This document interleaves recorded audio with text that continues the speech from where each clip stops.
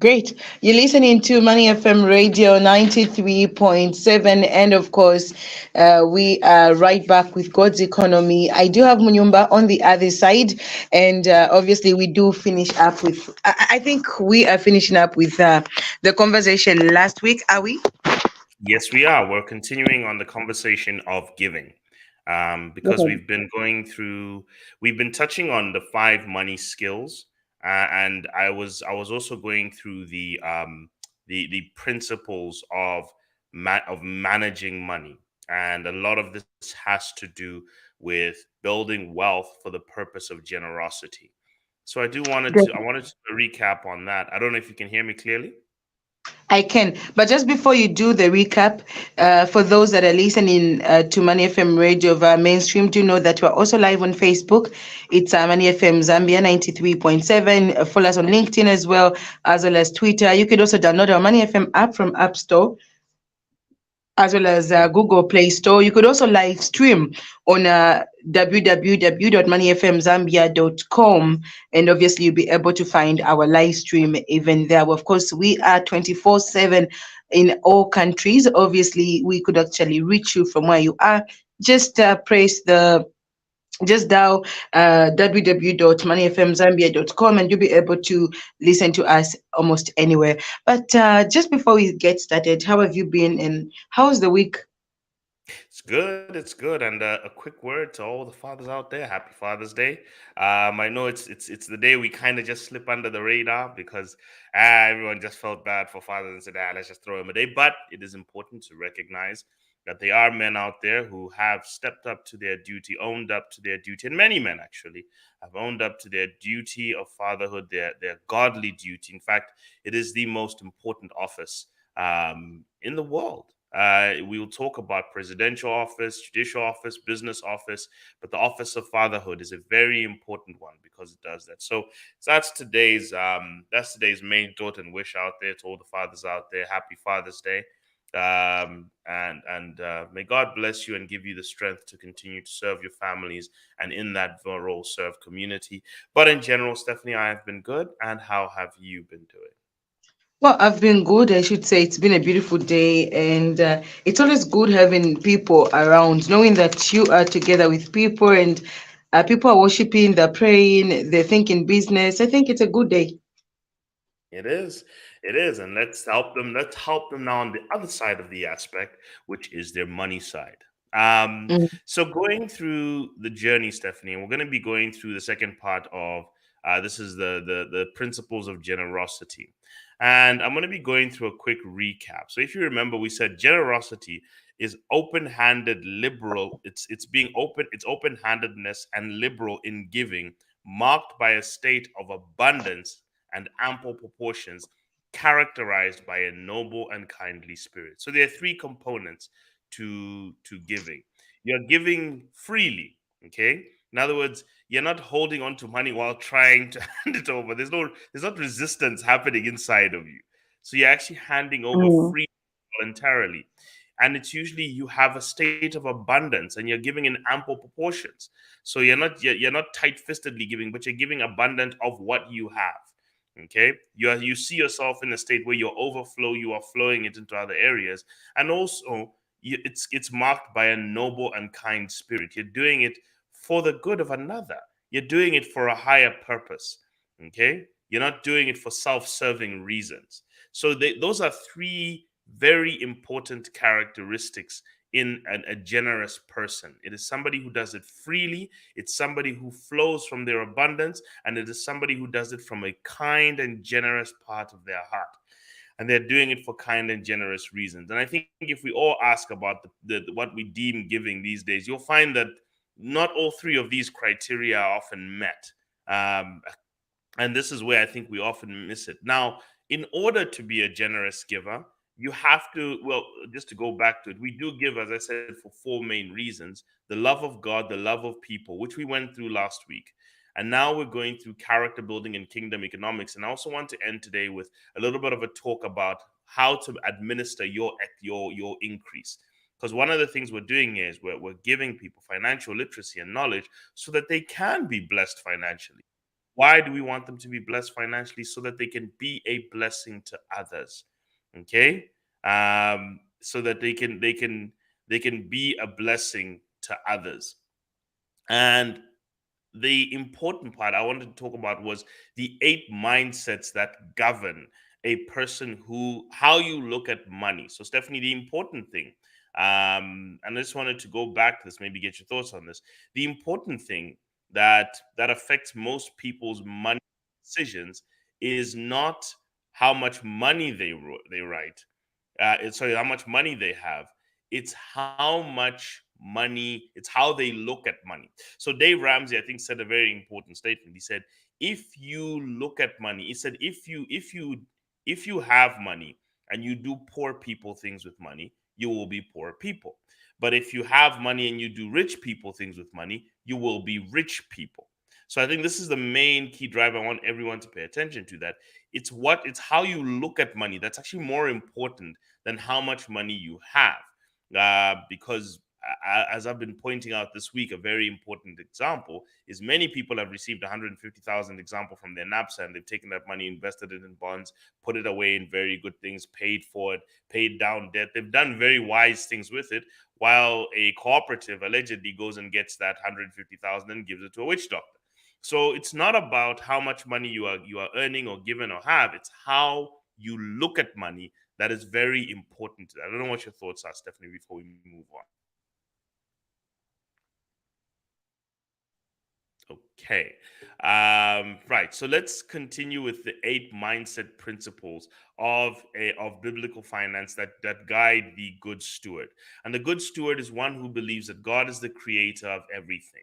They believe that God is the owner of everything. They believe that they are merely the trustee. They're not the owner. They just have authority over the things that God has given them authority over, and the resources of the earth that God has given them authority over, but He has outright ownership. They believe that they are God's fiduciary, which means that they operate in the best interest of God Himself.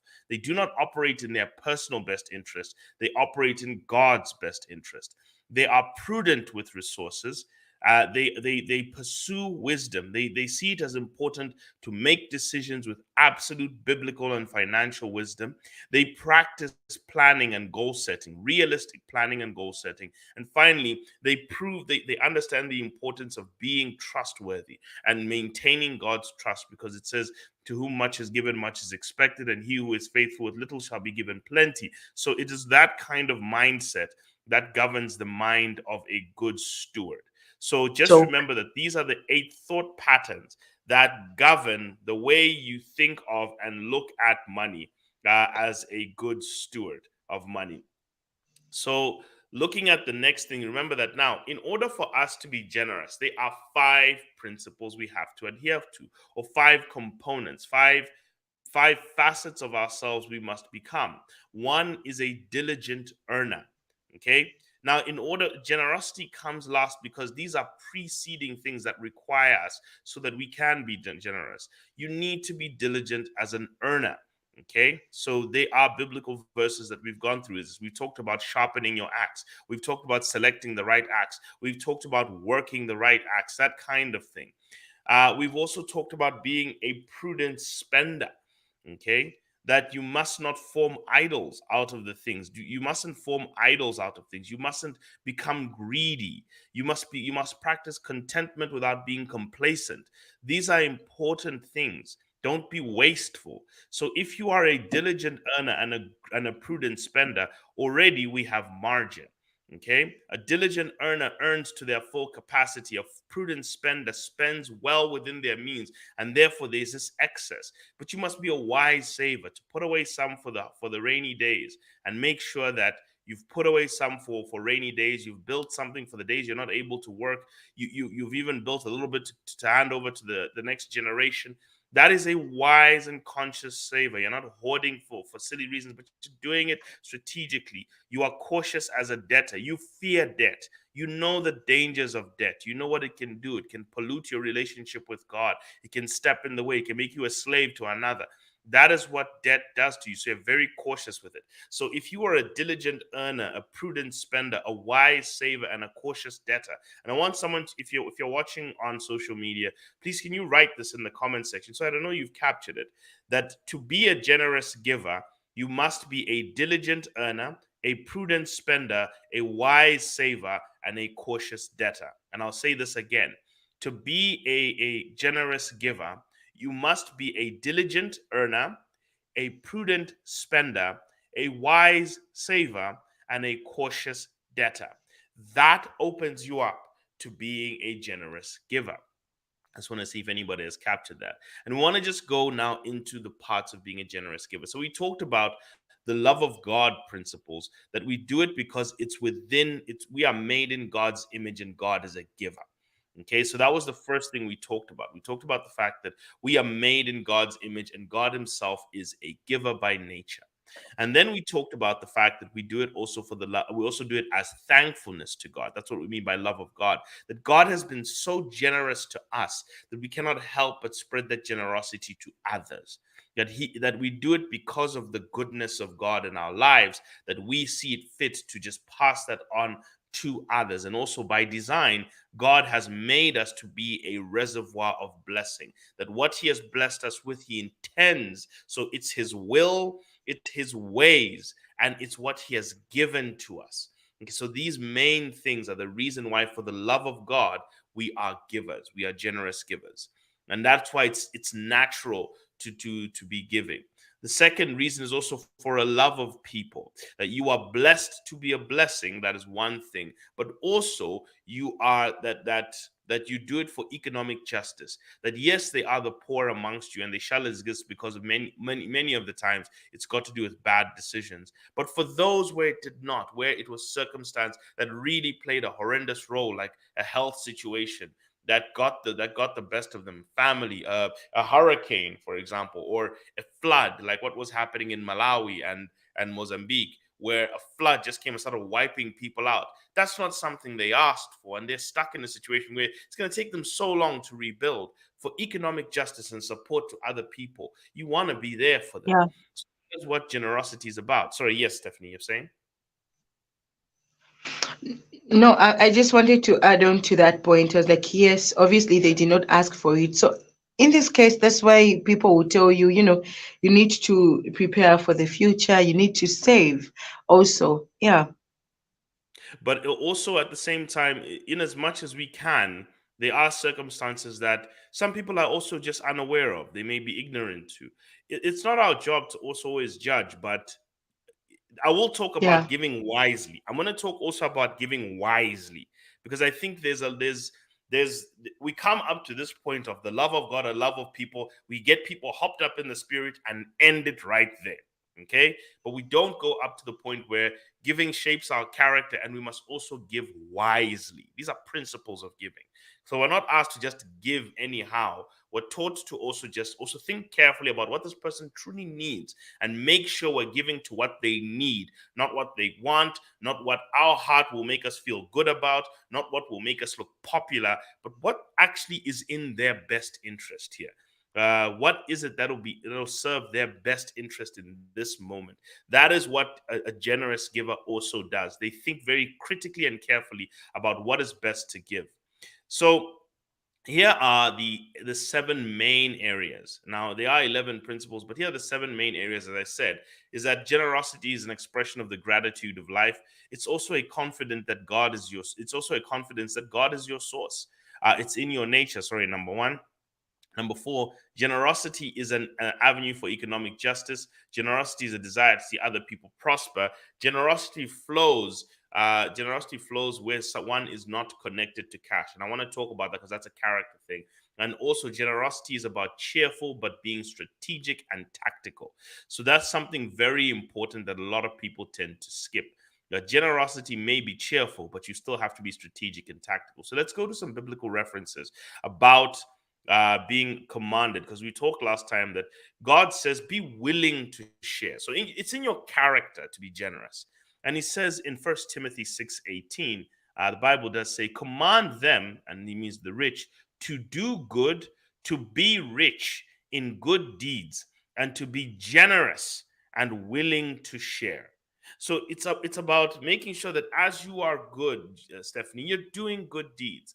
Now, in a study of millionaires done by Fidelity, they looked at the things that created people who are happy with their wealth and people who are unhappy with their wealth. One of the defining principles, the first one is obviously health. Health was the number one issue that determined whether a person was happy with their health or unhappy with their health, physical health. But the secondary issue was also to do with social, and it was things like, did they find happiness in marriage? Did they have children? Did they have? These were determining factors where they surveyed stressed millionaires and happy millionaires. These were the two things they picked up on. One, the stressed millionaires often had less probability to have family, so they didn't have family that they found happiness in.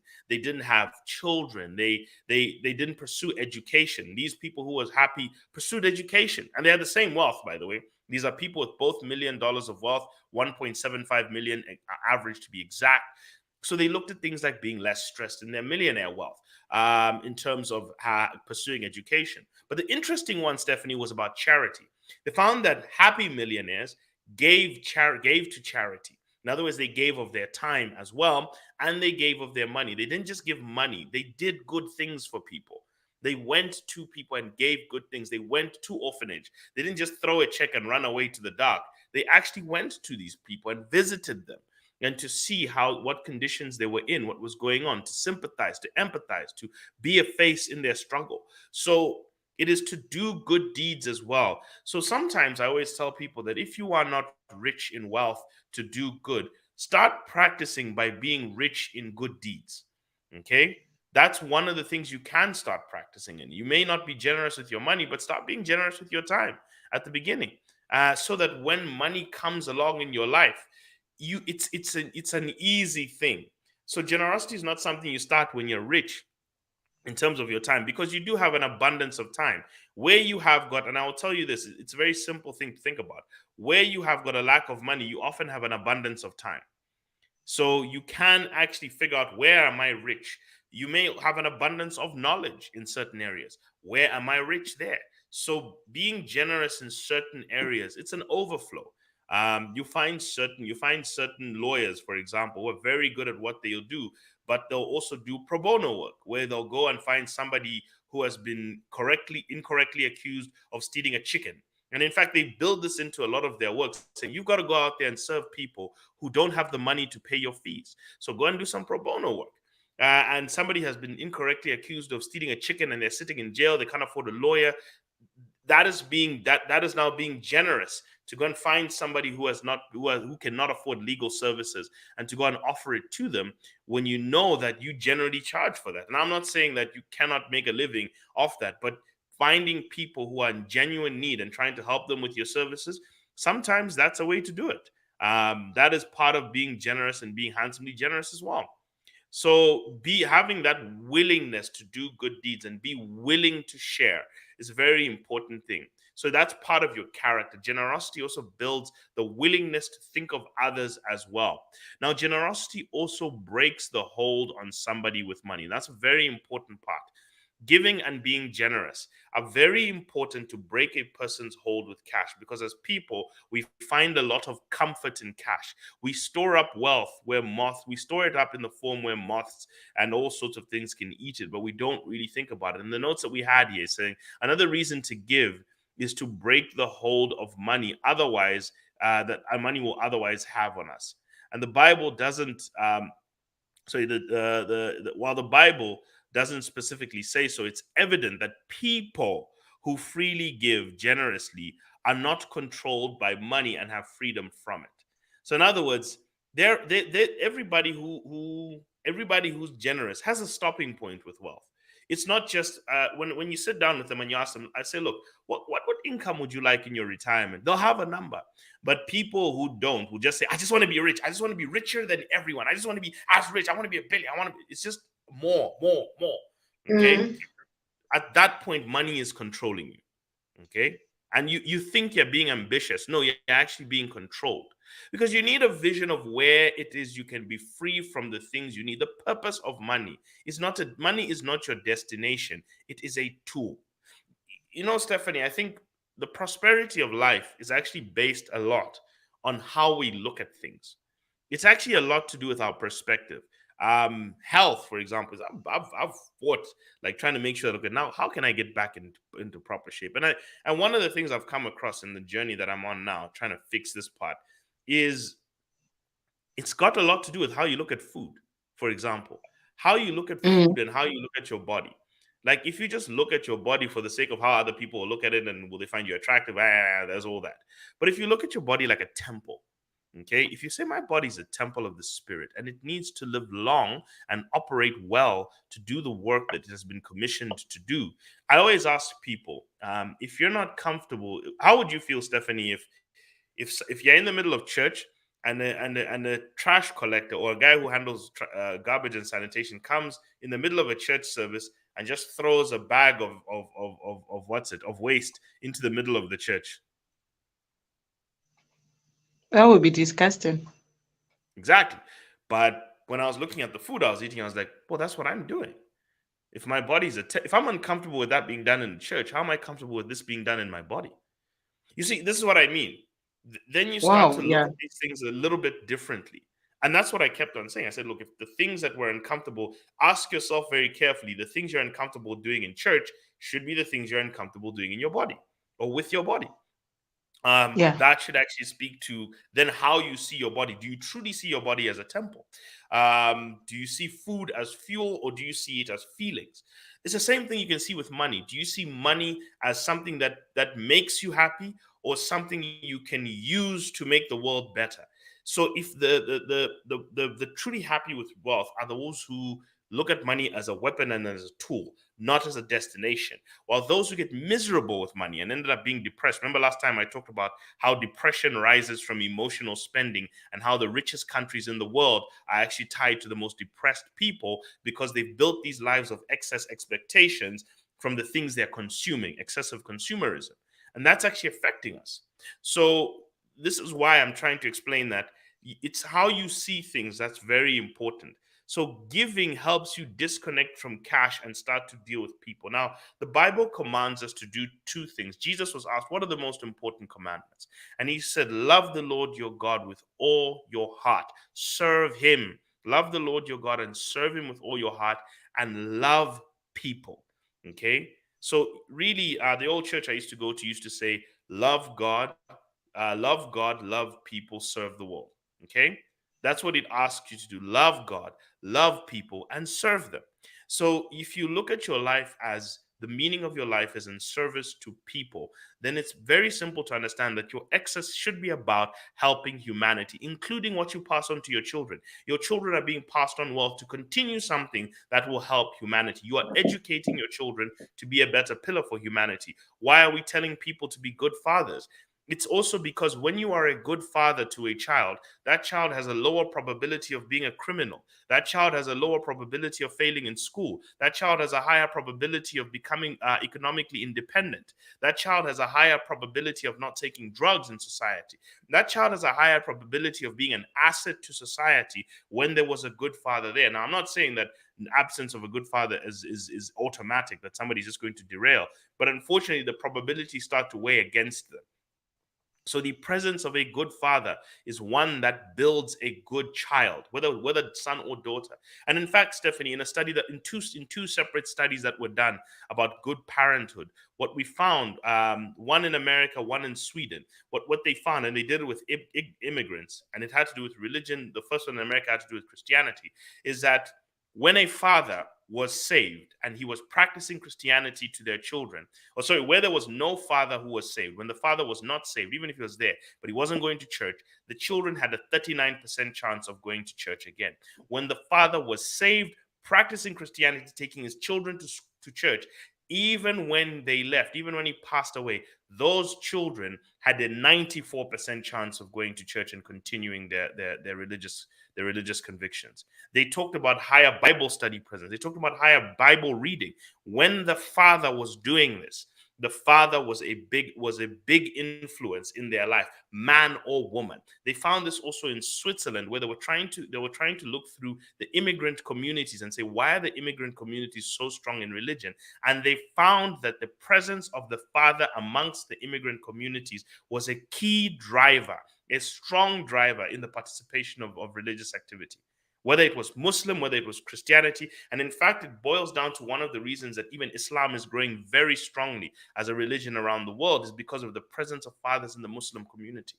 So this is what I simply mean by service to people. If you look at even fatherhood, it's not just about the pride of being called a great father, is that what you're doing has a service to society. So if you look at yourself in every aspect as how am I loving God in this? How am I loving people and serving them in all of this? Whether it's my work, whether it's with my money, whether it's whatever it is, whether it's my parenting, whether it's my friendship, whatever it is, what is service to people? Is a very important way of perceiving the world. So you have to Yeah. disconnect from cash because it becomes a stronghold over you. Sorry, Stephanie, you're about to say? Yes, I was about to maybe open the phone lines. I don't know. Are we getting a call? We are getting a message. Just before I get to read that message, do call us on 077 to be part of this conversation. 077 And of course, we do have Angelina saying money is the goal. Mm, okay. Good to know that Angelina is actually logged on to Money FM radio all the way from Kamala South, and she says money at the end of the day is the goal. Big statement, if you it's ask me. it is. And look, I understand where people come from when they say, I'll say this: having money is not everything. Not having it is a huge problem. Okay. No way in all of this are we ever saying don't have it. Because I think this is a very touchy thing. That's why I said money is a very emotional conversation. And generosity is a very dangerous, Yeah. is a very tough conversation. But that's why I said, in order to be a generous giver, free, like you're open-handed, you must be diligent in earning, prudent in spending, wise in saving, and cautious in debt. If you are those four things, naturally you become a generous giver. Usually what you find where there's a hindrance to generosity is either somebody is not diligent in their earning, somebody is not prudent with their spending, and they've created idols which all their money is going to. They're not wise with their savings, so they're always looking at the next money is their only money. Okay, they have no savings, no assets. The next money is their only money. They have no financial security, no financial self-determination, nothing. And the next thing also is that they maybe that's contracted a lot of debt. Yes, they've got high salaries, but they've also got a high debt as well. So every money coming in is going out, and they're servicing some debt somewhere because they always have this impulse to get things. Usually, Stephanie, whenever you find somebody who is not a generous giver, one of these five areas has been problematic in their life. And it's very simple to detect where the issues are often lying.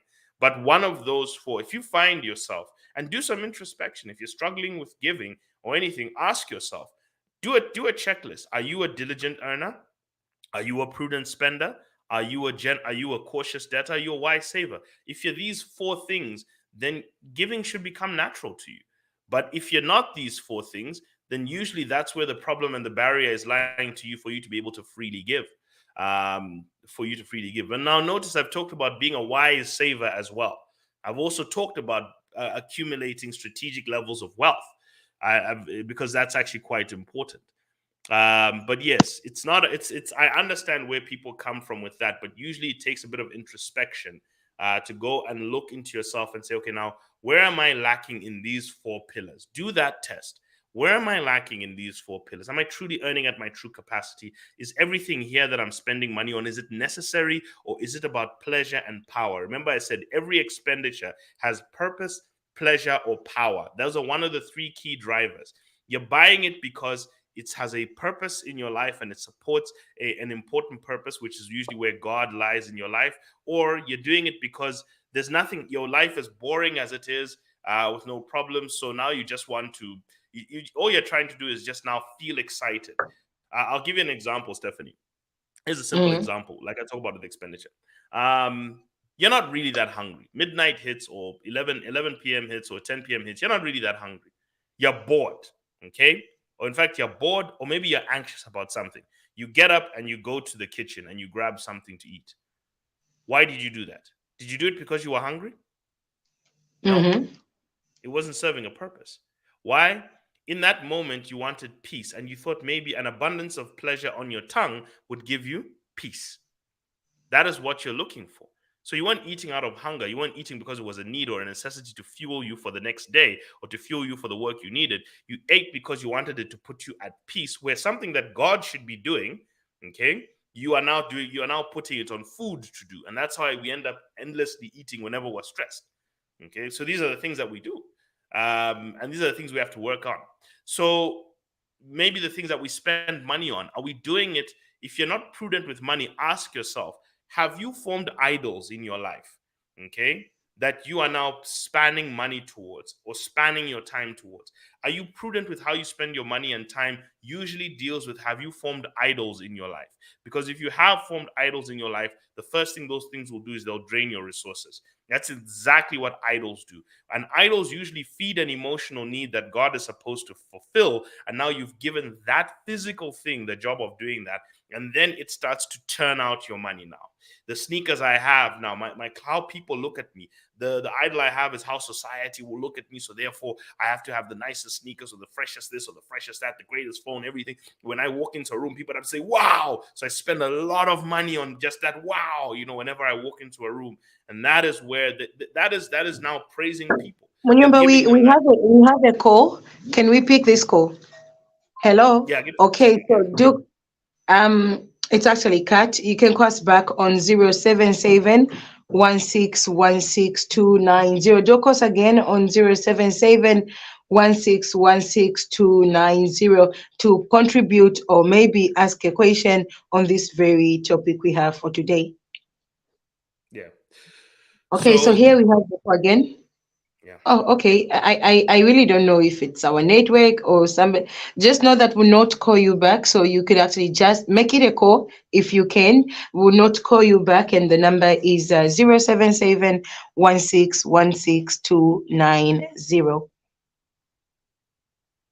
Please go ahead, Munyumba. Okay, yes. So I was just answering that question on, is money the goal? Unfortunately, a lot of people who have pursued money as their end goal have ended up very depressed at the ends of their days. A lot of people who have been in poverty have also ended up depressed. So the middle ground is to use money as a tool, okay? To have a vision for your life and have a meaning for your life, and to use money as a tool, okay? Because the important goal is that money is a resource and a tool, just to be very careful with.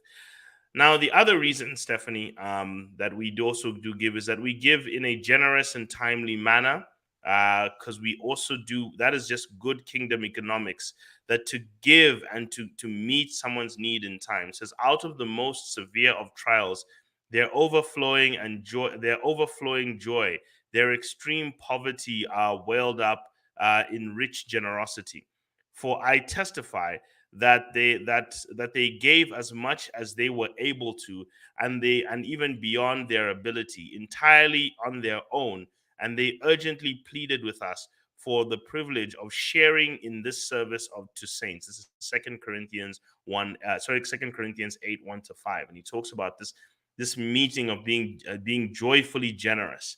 And what I was trying to lead up to here is that the principle of generosity is that it's kind of easy to be joyfully generous if you don't connect with things, if you don't have this deep emotional connection with things. That's why we talked about emotional spending. It is unfortunately a tough thing in society, but it is important also to give wisely.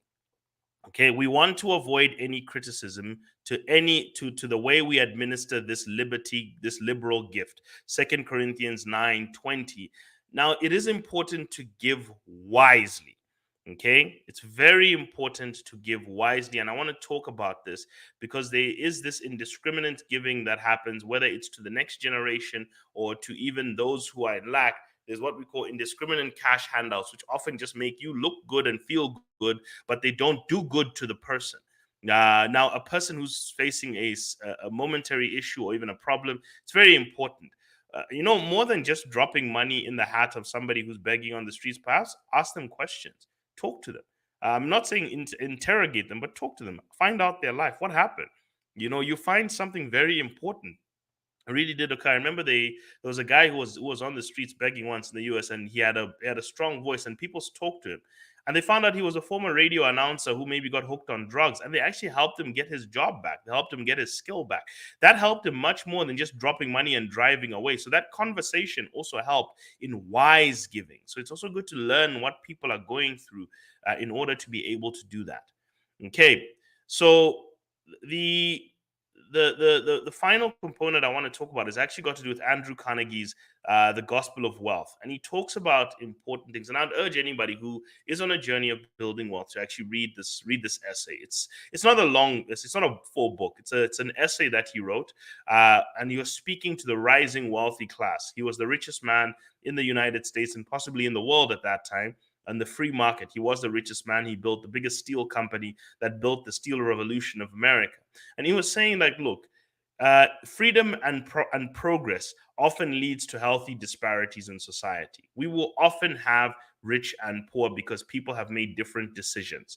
Okay, but he says there are three ways you can administer wealth. One, you can leave it to children. Two, you can put it in your will to distribute there. On three, you can create charitable systems that act as for socioeconomic mobility. So you can give systematically to give people a way out of their pain and poverty.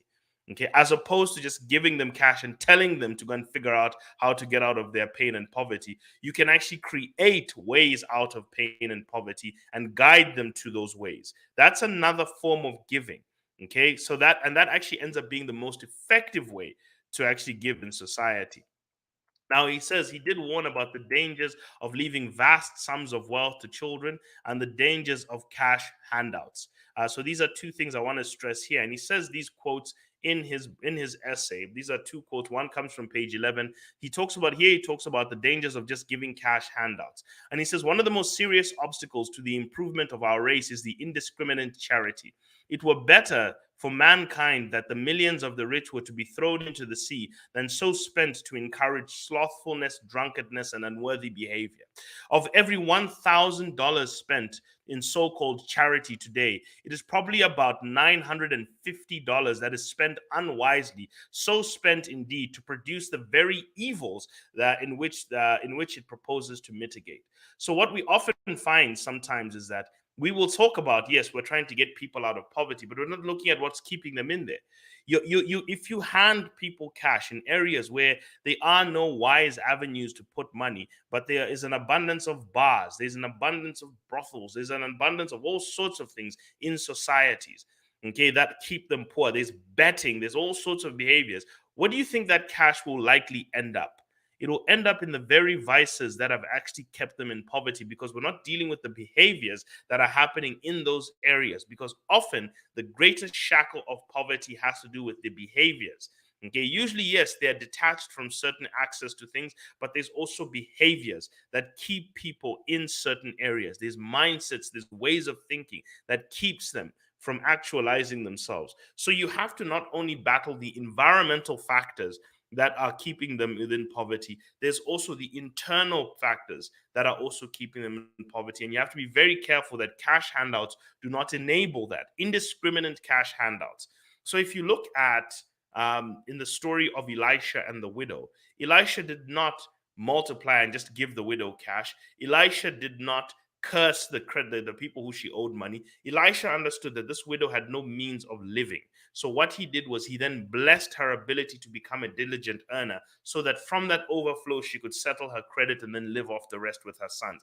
That is the way he did it, because he understood the need first. He looked into the core problem, because she did say, my husband died, I have no means, and the people who are the landlords of my house, they're coming for me. So he could quickly assess, She's not working. She has piling bills. If I settle this bill, another one will come. If I just give her cash, she'll settle this bill and another one will come. So what we need to do is give her a means to overpower the bills that are piling up. And therefore, she's now in a positive position.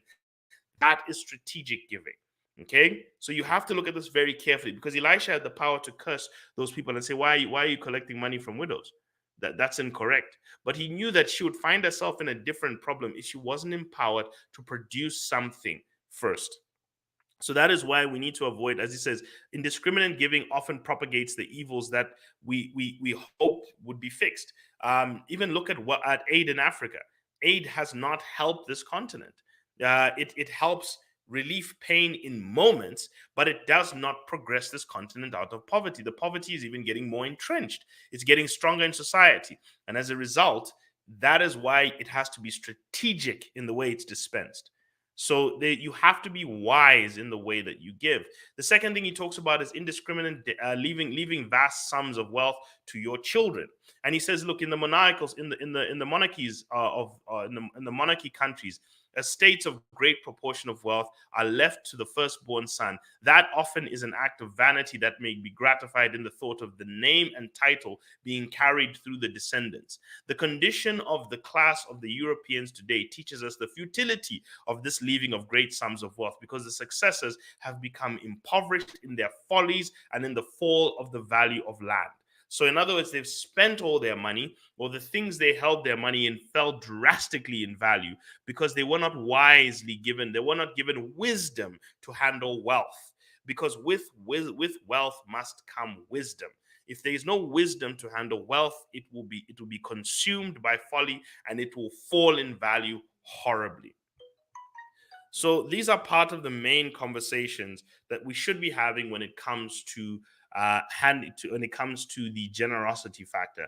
And so he actually gives, inside the Carnegie Institute, they've given 11 areas in society where people should be donating to. And the first one they pointed out is the church. The church is supposed to be the avenue. Now, I will preface this by saying specifically your local church, the big churches and the multi churches, these huge ones, there's often yes, they're driven by causes and so forth, but usually the need really sits in your local church. Your local church is the one that really needs to see a lot come in so that it can do a lot of social good for those who are hungry. There can be church feeding programs, church reading programs. That the church should become the engine of social cohesion and help. That it should be the place where we need to bring it together, not the government people. It shouldn't be the tax system. We're not saying go and tax the rich so that money can get to the poor, because the government has proven to be a bad administrator of wealth, because what ends up happening is that the government just becomes the wealthy themselves and very little of the money gets into the hands of the actual poor who need it. So as a result, this is the job that the church was supposed to do in society. There's also donation to education, such as universities and scholarships. There's donation to reading. These are things that you can start doing. Donating to hospitals so that people can have access to better healthcare and medical research. Public parks and playgrounds so that people can engage in healthy recreation. Donation to city halls. These are things they've talked about. Recreation centers. That whenever you're looking at your wealth, say you've built 5, 6, 10 million kwacha worth of wealth towards the end of your life, then what you should also be looking at doing is, where can I leave this money? You will leave some of it with your next generation, but if you just leave vast sums of it to the next generation, they're going to squander it. If you leave vast sums of land to them, they're just going to finish it. They're going to sell it. If you leave vast sums of wealth to them, the high likelihood they're going to spend it. Okay. Because unfortunately, most of the time we don't control the wisdom with which they utilize it with, but to give them, but not to leave them in a state of poverty, but to leave them something.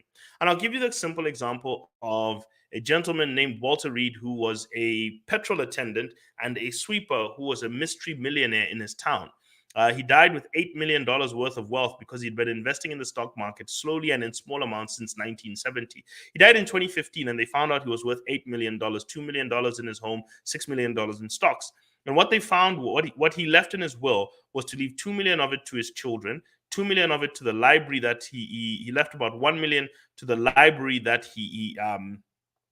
so he left about 1 million, to his children, 2 million to the library that he was reading books and stocks about, because he wanted so many more people to have access to books in the local library. And he left 3 million to the hospital. that he worked at, because he wanted that hospital to be able to improve its services and to be accessible to more and more people. So you can actually dispense your wealth in such a way that if you write a will, you're able to say, you know what, I would like this portion of my financial assets to go to this institution because I find it very important. I'm leaving some to my children, but I'm also making sure that there's parts of society where the wealth that I managed to obtain, maybe I'll leave scholarships for people to be able to attain tertiary institutions. Maybe if I've got X millions that I've saved and invest, I want to be able to send at least 10 kids to university free of charge every single time. That's something that you can do from the bottom of your heart. So that's just something I wanted to just quickly talk about as a way to think about your generosity as well in life, and also to start building up on generosity while you're alive and becoming the generous giver. Now, the third money skill is what we're going to be talking about coming up soon, which is multiplying money, and we'll talk about the wisdom in terms of multiplying money, the biblical scriptures, what it talks about in terms of investing, diversification, risk management, not becoming too not just trying to go for too much excess, but the ability to multiply and the skill of where it comes from. So we've talked about making money, we've talked about managing money. Now we're going to be talking about multiplying money all the way up to maintaining money, where we'll touch back onto things like generosity in terms of the structures with which we give, and also handing over of wealth to the next generation. And thank you to everyone who's been with us. Ken Foot, I think, had the final comment where he did say, "Indeed, money is a tool for purpose fulfillment. The focus of man must be to discover their sense of purpose and commit to accomplishing it, and that's where real fulfillment comes from." I could not say it any better. All right, so everyone, I pray you have a wonderful day. God bless you richly, abundantly, and see you all soon.